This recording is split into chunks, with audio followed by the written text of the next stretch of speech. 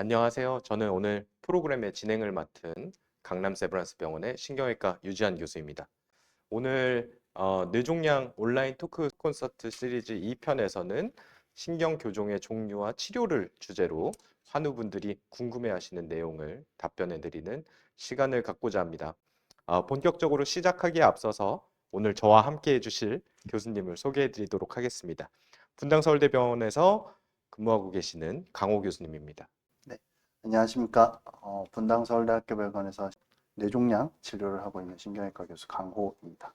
네, 저희 이번에 주제인 신경교종 같은 경우는 이제 뇌와 척수의 신경교세포에서 발생하는 뇌종양이고 종류와 악성도에 따라서 굉장히 예후도 다양하고 주로 두통이나 발작, 신경학적 증상들을 일으키고 다양한 검사로 진단을 하는데요. 오늘은 환우 가족분들이 신경교종의 종류와 치료에 대해서 갖고 계신 궁금증들을 하나하나 답변해 드려 보도록 하겠습니다. 일단 먼저 신경교종이라는 것은 여기 화면에서 보시다시피 굉장히 이제 뇌라는 이런 중추신경계는 다양한 세포들로 구성되어 있고 이런 신경세포와 그 옆에 있는 신경교세포로 이루어져 있습니다. 여기서 보시는 에스트로사이트가 사실 이제 신경교세포가 되겠고요. 이런 것들이 이제 악성화돼서 종양으로 발전한 것이 바로 신경교종이라고 할 수 있겠습니다. 그래서 저희의 치료의 목표는 기본적으로 첫 번째는 생존이 되겠고요. 두 번째는 삶의 질을 얼마나 잘 유지시킬 수 있겠느냐를 주제로 보통 얘기를 하게 되겠습니다. 그래서 첫 번째 질문입니다. 그래서 병원에서는 신경교종 진단을 받았는데 한 병원에서는 1등급, 다른 병원에서는 2등급이라고 얘기를 들으셨나 봐요. 그래서 신경교종의 종류에 따라서 치료 방법이나 예후가 어떻게 달라지시는지 여쭤보셨는데요. 강호 교수님 혹시 한번 좀 의견 좀 주실 수 있으실까요? 신경교종이 이제 진단이 될 때는 일단은 조직 검사를 하기 전이라면 저희가 환자의 증상과 그리고 MRI에서 확인되는 영상의학적 소견을 따라서 이제 1등급인지 2등급인지 또는 그 이상의 고등급인지를 저희가 판단을 하게 됩니다. 그래서 그것에 따라서 이제 치료가 필요한 상황이라고 생각이 되면 조직 검사나 종양의 절제술을 통해서 이제 조직학적 확진을 하게 되는데 전체적인 이제 그림은 저등급인 경우에는 뭐 필요에 따라서는 수술을 하지만 또 어떤 경우에는 좀 지켜볼 수도 있다고는 되어 있습니다. 그리고 고등급이 의심되는 경우일수록 이제 좀 더 적극적으로 저희가 반드시 조직 검사를 통해서 조직학적 확진을 하고 그에 맞춰서 치료가 필요합니다. 그래서 지금 보내주신 요 질문은 사실은 지금 현재 진단이 어떻게 돼 있는지를 알기가 어렵습니다. 그래서 지금은 MRI나 증상으로 봤을 때는 의심이 되고 요 MRI 사진상에서는 1등급도 가능성이 있고 2등급이 가능성이 있을 수도 있는데 사실은 조직학적 검사가 끝나고 나면은 1등급과 2등급이 동시에 나오는 경우는 사실은 거의 없을 거라고 생각 들어요. 그래서 여기서 보시다시피 이게 이제 성인에서의 교종들의 종류를 보여드리고 있는 건데 여기서 보시면 이런 식으로 진단 과정을 거쳐서 결국에는 어떤 하나의 종양으로 진단이 되게 됩니다. 결국에 여기 유전자 검사랑 조직 검사가 같이 들어가게 되겠고요. 방금 보여주신 이런 미만성 교종 종류 외에도 다른 종류의 교종들도 있습니다. 여기에는 이제 1등급도 있고 2등급도 있습니다. 그래서 요거는 최종적으로는 조직 검사를 통해서 다른 암이나 종양으로 진단될 수도 있습니다. 그래서 아까 말씀하셨듯이 수술을 할 수도 있고 안 할 수도 있고 수술을 하게 되면 이제 진단이 확정이 되게 되겠습니다. 그거에 따라서 치료 방법이나 예후가 달라지는 점을 알아두시면 좋을 것 같습니다. 자, 다음 질문은 30대인데 1.3cm의 저등급 신경교종 진단을 받으셨고요. 어떤 치료를 받게 되는지 여쭤보셨습니다. 사실은 정답은 없습니다만은 우리 강호 교수님께서 한 번 더 말씀해 주시면 좋을 것 같습니다. 증상이 있어서 진단을 받으신 건지 아니면 우연히 건강검진을 직장에서 했는데 진단을 우연히 보게 된 건지 그게 일단 중요할 것 같습니다. 이런 경우에 사실은 어떻게 치료해야 되는지 정답은 없는데 일단 문헌상으로는 저등급 신경교종의 경우에 환자가 뭐 아주 증상이 없고 크기가 크지 않다면 좀 지켜볼 수도 있는 것으로 되어 있습니다. 지켜본다는 뜻은 매년 또는 뭐 6개월 간격으로 MRI를 계속 꾸준히 촬영을 하면서 종양이 커지는지 그리고 증상이 새로 생기는지, 또는 뭐 환자분의 의사가 또 바뀔 수도 있고, 그렇기 때문에 그런 걸 모니터링 하다가 필요한 경우에는 빨리 수술을 하는 것으로 되어 있고요.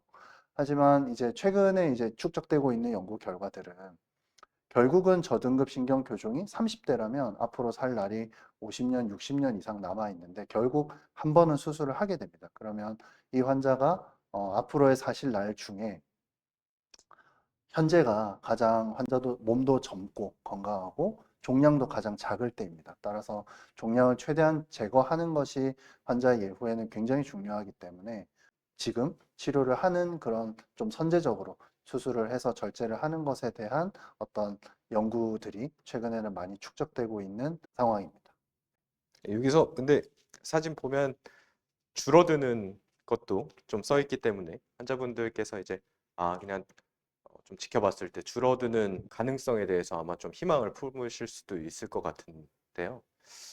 저는 개인적으로 사실 줄어드는 종양을 보지는 못했었기는 합니다. 그래서 요거를 이제 무조건적으로 어떤 논문을 하나를 이제 반드시 이렇게 믿으시면 안 되고 요런 주장도 있다 정도로 참고하시는 게 어떠실지 생각이 듭니다.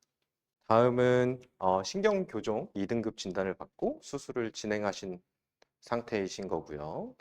재발을 할 수 있다고 하는데 완치는 불가능한 건가요? 라고 여쭤보셨습니다.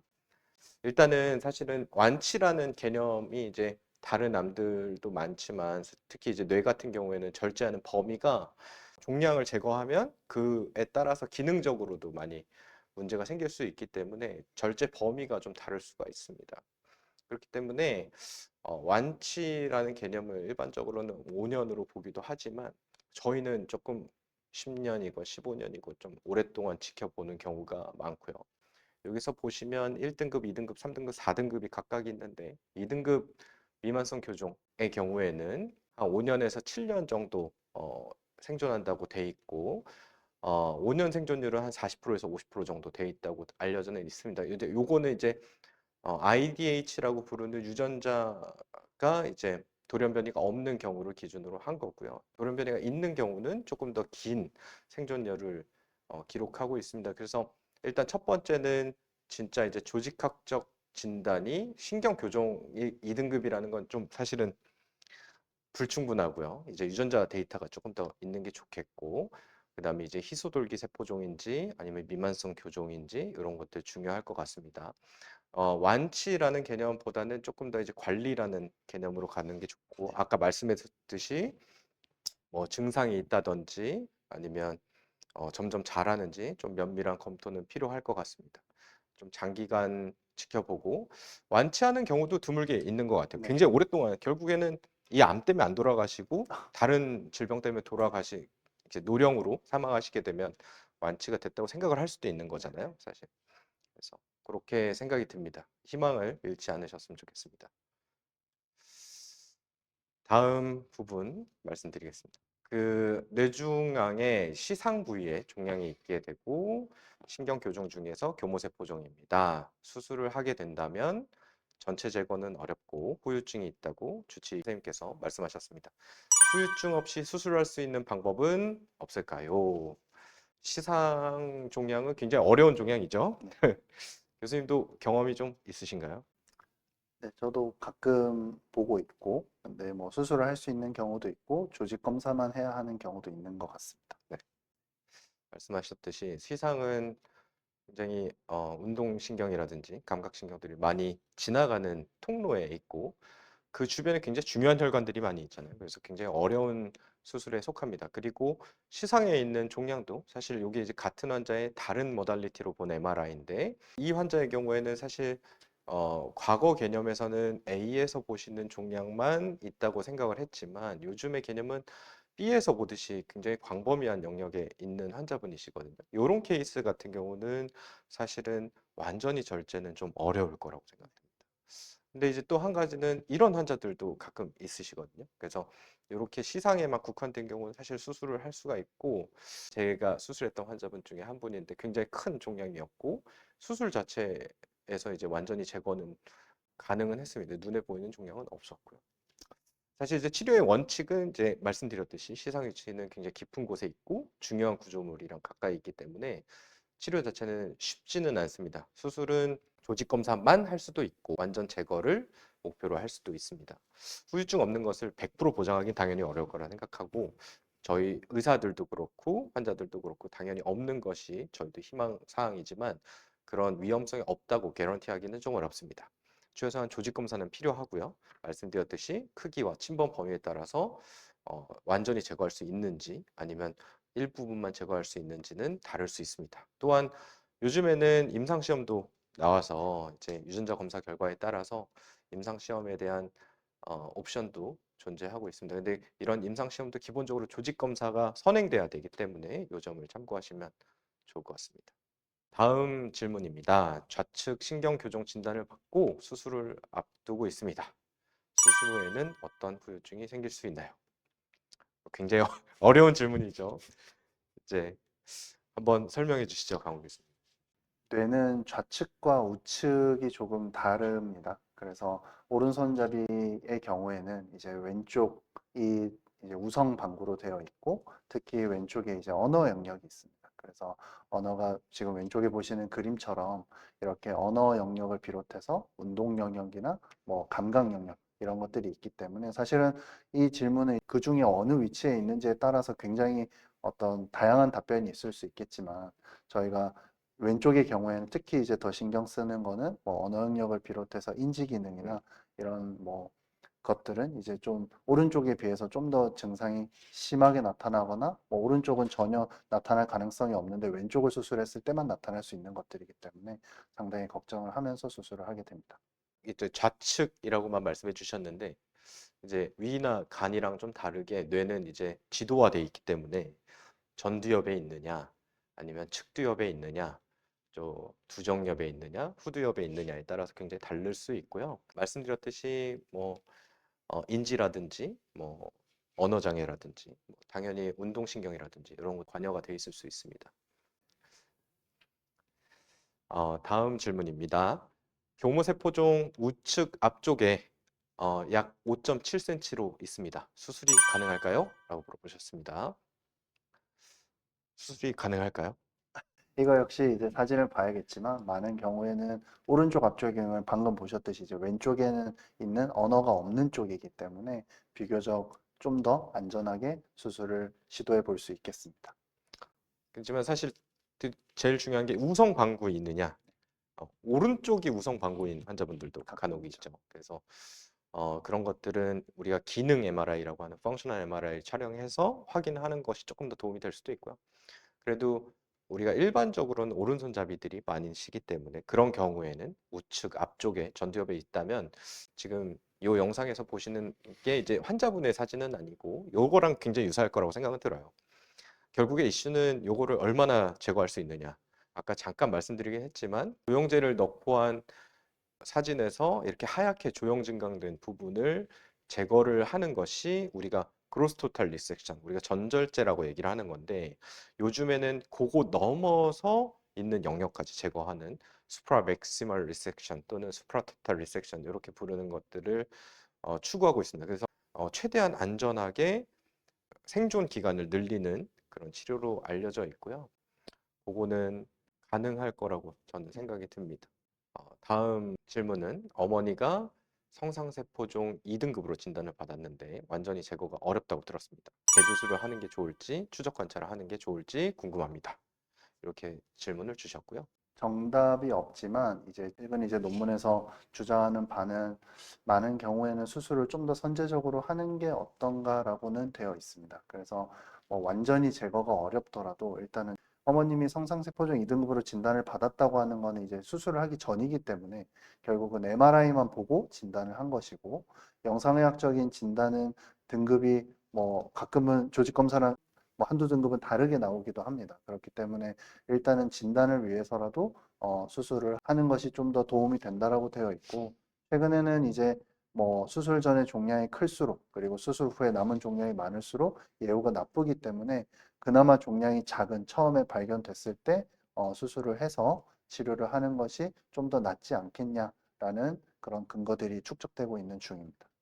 저희 신경 그 종양 분야에서 굉장히 저명한 저널에 이제 실린 논문인데 뭐 한 논문에 실린 그림입니다. 그래서 제일 왼쪽에 보면 이제 종양의 부피가 가로축인데 종양의 부피가 클수록 EOR은 얼마나 저희가 수술로 제거할 수 있었냐의 퍼센트입니다. 그래서 종양의 부피가 커질수록 저희가 제거할 수 있는 전체 부피에서의 비율은 낮아지는 그런 걸 보여주고, 그리고 두 번째와 세 번째 그래프는 이제 수술 전의 부피가 커질수록, 그리고 세 번째 그래프는 수술 후에 남은 종양의 부피가 더 많을수록 이제 환자의 어떤 생존율이나 이런 건 더 낮다, 더 예후가 나쁘다라는 것을 보여주는 그래프.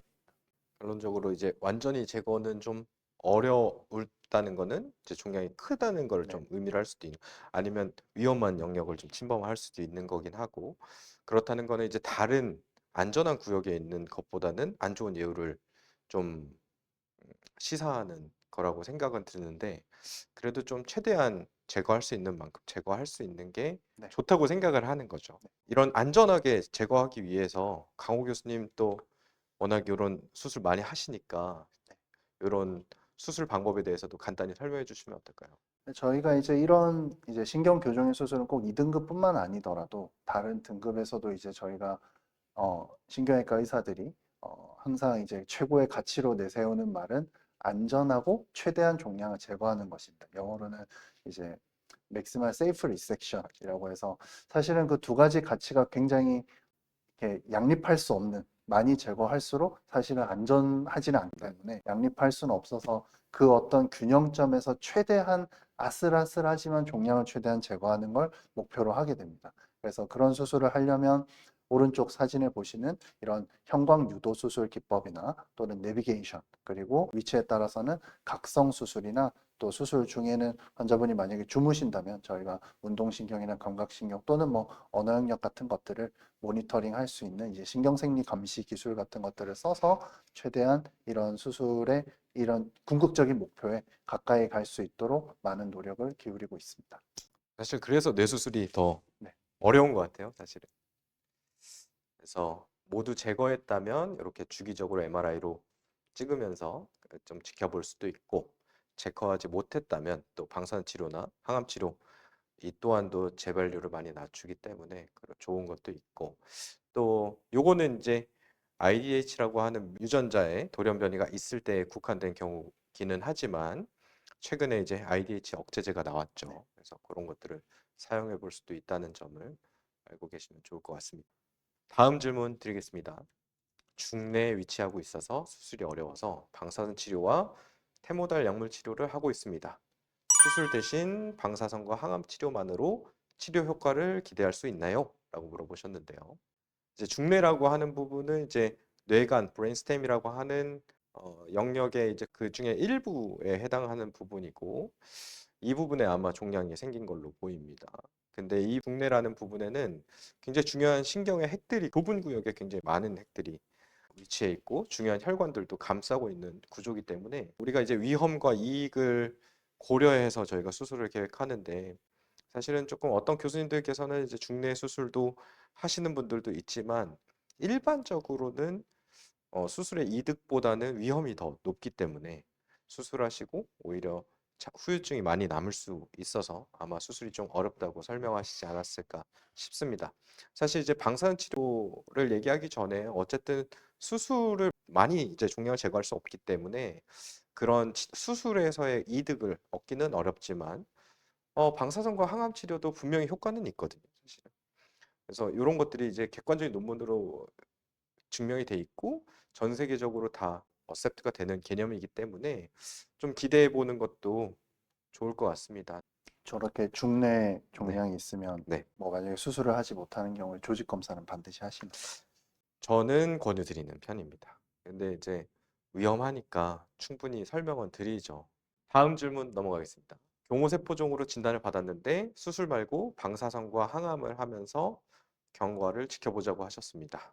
수술을 하지 않는 이유가 따로 있나요? 라고 물어보셨습니다. 신경외과 의사도 다들 뭐 환경이나 경험이나 이런 것들이 다르기 때문에 뭐 결정이 항상 동일하진 않겠지만 일반적으로는 이제 교모세포종의 경우에도 수술을 하면 좋겠지만 어떤 특정 과정이 있어서 수술을 하기가 좀 어려운 경우들이 있습니다.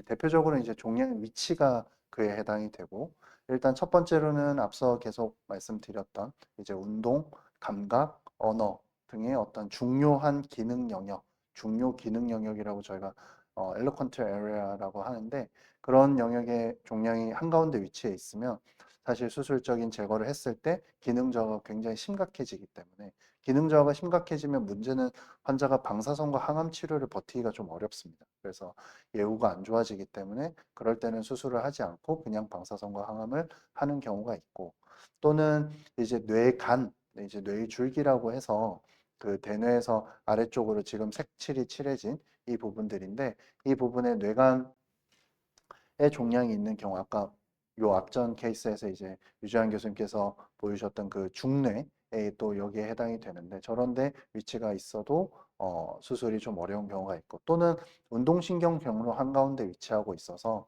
수술이 좀 어려운 경우들도 있습니다. 물론 이제 이런 경우에도 저희가 앞서 말씀드렸던 여러 가지 기법을 써서 최대한 안전하게 이제 제거를 시도를 해볼 수는 있는데, 그럴 때 이제 또 문제가 되는 것은 환자의 어떤 다른 상태들입니다. 예를 들어서 굉장히 고령, 뭐 80대 초중반에 환자분이 내원을 하셨다고 하면, 이분이 수술도 수술이지만 이후에 방사선과 항암을 버티시는 것도, 만약에 수술을 하고 그런 걸 버티시는 게 쉽지는 않습니다. 그래서 전 세계적인 프로토콜도 너무 고령인 경우에는 이럴 때는 사실 반드시 수술을 하라고 권유하지는 않고 있습니다. 그리고 환자의 기저력도 굉장히 중요합니다. 뇌 수술은 그래도 최소한 몇 시간 정도는 걸리기 때문에, 뭐 환자가 전신 마취도 오래 하셔야 되고, 또 중환자실 치료도 하셔야 되고, 또는 뭔가 환자가 이제 아주 활동적으로 걷지 못하는 상태가 됐을 때 계속 누워 계신다면 뭔가 이런저런 문제들이 많이 생기게 됩니다. 그럴 때 여러 가지 기저력, 뭐 당뇨, 고혈압, 고지혈증 등을 비롯해서 뭐 심장병이나 간질환, 신장질환 등이 있으면 사실 수술하고 버티기가 또 쉽지는 않습니다. 그리고 마지막으로 방금 잠깐 말씀드렸듯이 이제 환자분이 수술하기 전부터 아예 걷지를 못하고 신경학적인 상태가 안 좋다면, 그 역시도 수술을 좀 소극적으로 저희가 결정하게 되는 중요한 이유가 됩니다. 환자분의 가치관, 환자분의 상태, 가족분들의 의견 이런 것들도 사실 중요하죠. 그래서 그런 것들 아마 종합적으로 판단을 내리셨을지 않았을까 이렇게 생각은 듭니다. 그래도 보통 조직 검사는 좀 하시는 편인가요? 네, 그래도? 저는 고령이어도 조직 검사 정도는 권유합니다. 음, 조직 검사를 해야 저희가 혹시 유전자 검사에서 뭔가 찾을 수도 있고, 그리고 정확한 진단은, 정확한 치료를 하기 위해서 필수라고 생각하기 때문에 조직 검사는 권유합니다. 네. 다음으로 넘어가겠습니다. 교모세포종 수술 후에 방사선과 항암 치료를 받고 있는데 방사선 시작 후에 말이 어눌해지고 있습니다. 즉, 방사선 치료 시 원래 이런 증상이 나오나요? 라고 물어보셨습니다. 이 시점이 언젠지 잘 모르겠어요. 요거 질문 주신 게 지금은 괜찮아지셨을지 잘 모르겠는데. 일단 교모세포종이시고 지금 수술 후 방사선 치료 중이신 걸로 보입니다. 지금 말이 어눌해지셨다고 표현해 주셨고, 이게 말이 안 나오시는 건지 아니면 발음이 좀 안 좋아지는 디스아스리아라는 증상들이 생기는 건지, 아니면 우리가 감각적인 실어증이라고 얘기하는 완전히 딴소리를 하는 그런 이벤트가 발생하는 건지는 정확하게 구분하기는 지금 어려운 것 같고, 아마 이렇게 얘기를 하셨을 때 떠오르는 것들은 이런 것들을 생각할 수 있을 것 같은데요. 첫 번째는 이제 경기 하시는 걸 수도 있습니다. 그래서 요거는 특징적으로 증상이 계속 변화가 있습니다. 이제 좋았다가 말이 네. 어눌했다가 좋았다가 말이 어눌했다가 할 수 있고, 어눌했다가 조금 있다가 계속 주무시는 증상들이 좀 생기는 그런 특징이 있고, 이런 경우에는 우리가 뭐 보통 쓰는 항경련제들의 농도를 측정해 볼 수도 있고, 그거를 좀 올려볼 수도 있겠죠. 두 번째는 방사선 치료하면서 부종이 조금 악화가 되는 경우들도 있죠. 예를 들면 뭐 자녀 종양이 좀 있는 경우에는 부종이 좀 진행이 될 수 있는데, 이런 경우에는 스테로이드에 반응을 하기 때문에 이런 스테로이드를 쓰고 호전을 좀 기다려 볼 수도 있을 것 같고, 뭐 뇌경색이 새롭게 발생하는 경우도 드물게 있습니다. 그래서 일단은 환자분의 상태가 정확하진 않아서 말씀드리기는 어렵지만 방사선 치료 자체만으로도 좀 가끔 이런 증상들이 있는 네. 것 같기는 해요. 그래서 설명하기는 좀 어렵지만 종양의 위치가 가장 중요하고, 요게 증상들의 어떤 변화들이 좀 있는지, 어떤 가능성들이 있는지 이런 것들을 확인을 해보는 게 좋을 것 같습니다. 다음은 신경교종으로 방사선 치료 30회를 받고 지금은 쉬고 있는 중입니다. 방사능 치료 후에 특별히 주의해야 할 생활 습관이나 증상 관리가 있을까요? 라고 물어보셨습니다. 강 교수님 어떻게 좀 환자분들 이런 거 많이 많이 물어보시잖아요, 물어봤어요. 사실. 네. 근데 저는 일단 직장 생활은 모르더라도 가능하면 일상생활은 다 복귀를 하시라고 말씀드립니다. 그게 정서적으로도 좋을 것이고, 육체적으로도 최소한의 운동량이나 이런 것들을 보장할 수 있는 방법이라고 생각을 하기 때문에, 뭐, 가만히 침대에만 누워 있는 건 절대 권장하지는 않습니다. 그리고 가벼운 운동이나 등산이나 뭐 이런 것들은 충분히 하셔도 된다라고 말씀드리지만, 뭐, 너무 이제 컨디션이 좋으신 분들의 경우에는 헬스장 가서 웨이트 운동 같은 것들을 고강도 해도 있죠, 되냐? 있죠. 이런 걸 이제 물어보시는데, 그거는 힘주는 그 잠깐 동안은 분명히 뇌압에 문제가 있을 것이기 때문에 별로 권하고 싶지는 음, 않습니다. 그리고 방금 유지한 교수님 말씀하셨지만 사실 경련이 굉장히 이럴 때 중요한 어떤 위험 요소가 될 수도 있기 때문에 환자분이 잘 주무시고 좀 편안하게 그렇게 생활하시는 게 굉장히 중요할 것 같습니다. 여기 써놓긴 했지만 빨리 병원에 와야 되는 증상들도 있죠. 요거는 응급실이든 외래든 빨리 내원하시는 게 좋고, 뭐 경기하시거나 뭐 힘이 갑자기 빠진다거나 뭐 언어 장애 같은 것들이 생긴다거나 이러시면은 바로 병원에 오시는 게 좋고요. 요즘에는 사실 그 인터넷이 워낙 좋고 AI도 많이 발전하기 때문에 환자분들, 보호자분들 굉장히 공부 열심히 하시거든요. 그래서 굉장히 뭐 논문들도 굉장히 고퀄리티의 논문을 다들 너무 똑똑하셔가지고 많이 하고 오시고 저는 굉장히 그런 거에 대해서 좋아하는 의견을 갖고 있습니다. 근데 한 가지 말씀드리고 싶은 거는 이제 너무 많은 논문들이 있어요. 사실은 굉장히 어떤 하나의 논문만을 읽고 오시는 게 능사는 아니다라는 것들을 말씀드리고 싶고 그렇기 때문에 정보를 잘 취합해야 돼요. 그래서 현재 상황을 잘 정리해서 정확하게 진단을 내리고 치료하는 게 중요하고 저는 꼭 말씀드리는 게 이제 환자분이나 보호자분들이나 어떤 치료를 했을 때 사실은 의사가 책임을 지지만 법적인 책임이나 여러 가지 책임들이 당연히 있지만 결국에 그 결과를 개인들이 선택을 하는 겁니다. 그래서 많이 물어보시고 많이 질문하셔라. 그래서 그것들을 잘 주체적으로 결단을 내리시는 걸 꼭 권고드리고 싶습니다. 자, 다음 질문 넘어갈게요. 어머니가 왼쪽 전두엽 신경교정 수술을 했습니다. 말을 길게 못하시고 말하는 것을 어려워하십니다. 이럴 경우 회복하는데 얼마나 걸리나요? 라고 여쭤보셨습니다. 강호 교수님, 뭐 이런 케이스들 종종 있으시죠? 네, 네. 왼쪽 전두엽 신경 교정하면 이제 이게 우성방구인 경우에 언어 장애가 좀 생기시는 경우들이 있고 저희가 이제 언어 장애를 최소한으로 만들게 하기 위해서 각성 수술의 방법이나 아니면 신경생리 감시 중에 이제 언어 영역을 특별히 그 모니터링하는 방법도 있습니다. 그래서 수술 전에 이제 기능 MRI라는 걸 촬영해서 정확하게 어디 있는지 보고 들어가야 되기도 하지만 어쨌든 그런 노력을 많이 기울였는데도 불구하고 뇌기능이라는 것은 이제 운동 영역의 핵심으로 생각되는 그 영역을 어, 잘 보존하고 옆에서 종양을 제거를 했더라도 종종 문제가 생깁니다. 증상이 생길 수가 있고.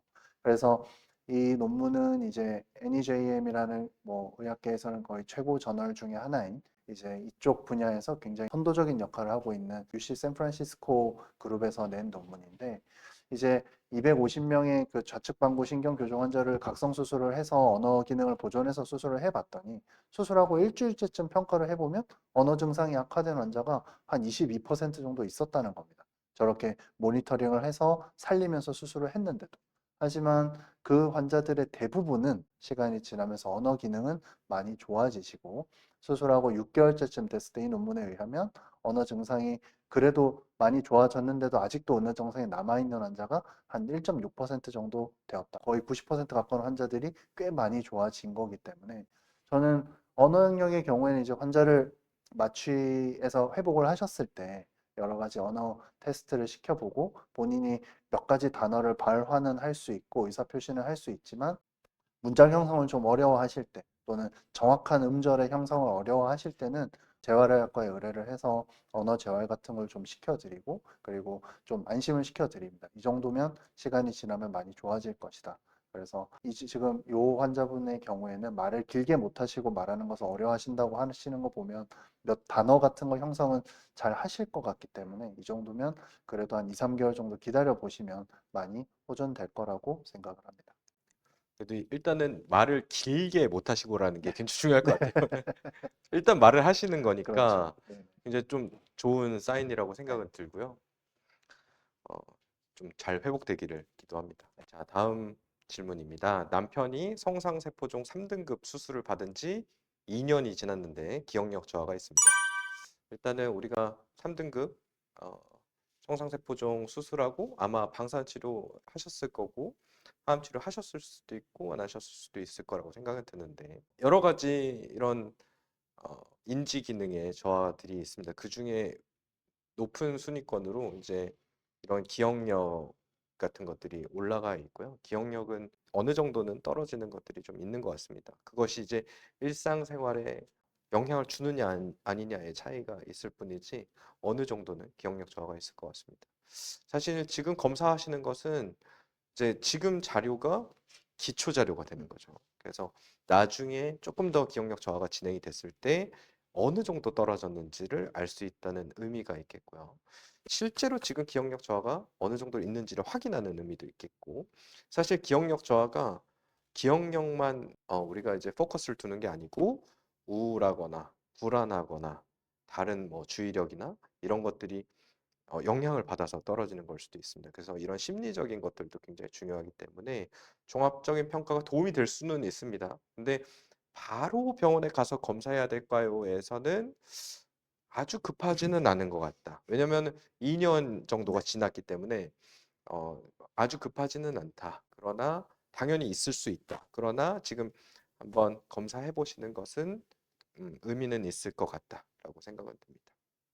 우리 3.5cm 정도의 악성 손해 교정으로 수술 예정하고 계신가 봐요. 수술이 잘 되었거나 잘 되기를 기도합니다. 수술 후에 재활이 중요하다고 하는데 어떻게 재활을 준비해야 할까요? 강호 선생님 한번 말씀해 주시죠.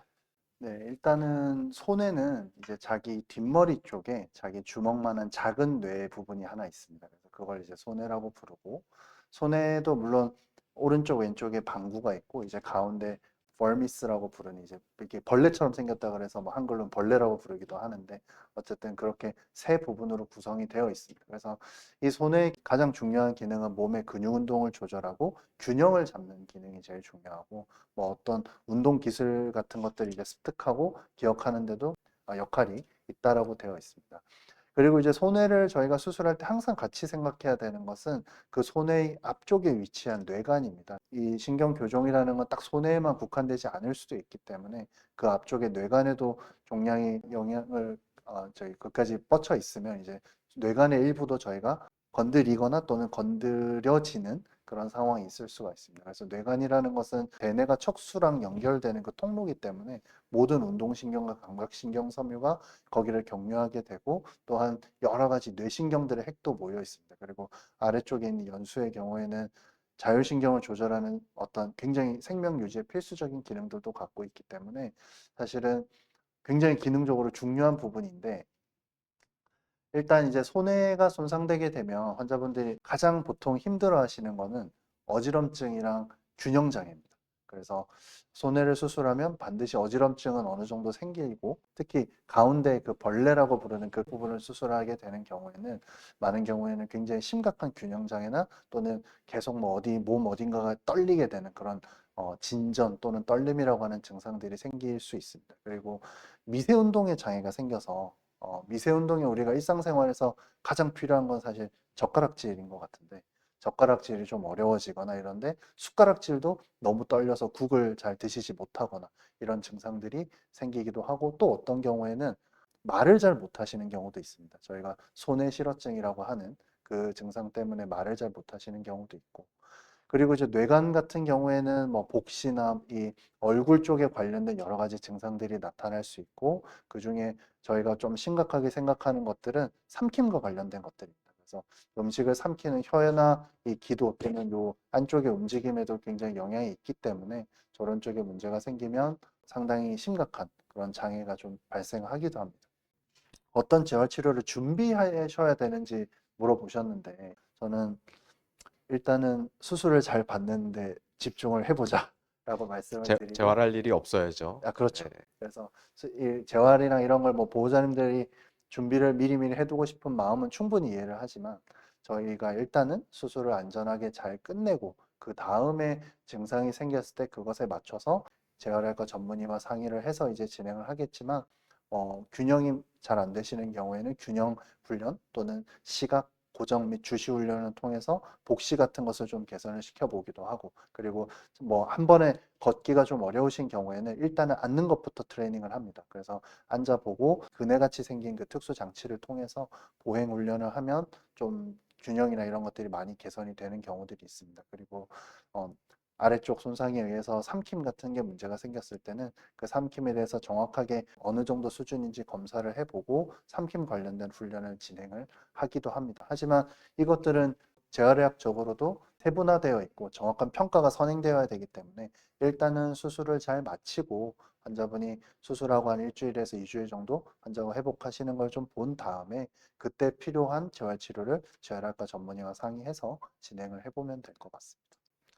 그리고 이제 수술하고 나면 또 방사선 치료도 해야 될 그렇죠. 수 네, 있고 항암 치료도 해야 될 수 있기 때문에 그런 것들 아마 스케줄들이 다 있을 거라서 가장 좋은 건 재활 치료 없이 안전하게 네, 완전히 제거가 되는 게 좋겠고 좋은 수술을 받으셨으면 네, 좋겠습니다. 네, 오늘 준비한 질문들은 여기까지이고요. 네. 뇌종양 온라인 토크 콘서트 시리즈 2편을 마무리해야 될 것 같습니다. 오늘 함께 해주신 강호 교수님 마지막으로 인사 한번 해주시면 어떨까요?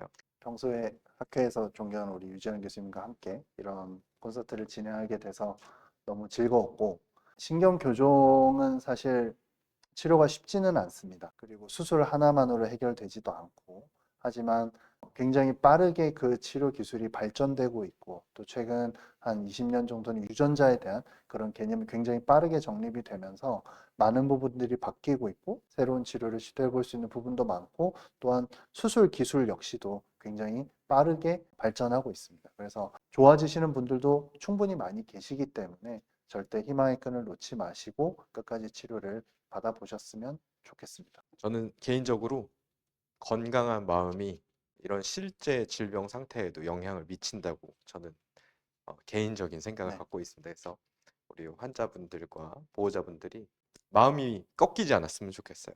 그래서 많이 질문해 주시고 많이 물어봐 주시면 좋을 것 같습니다.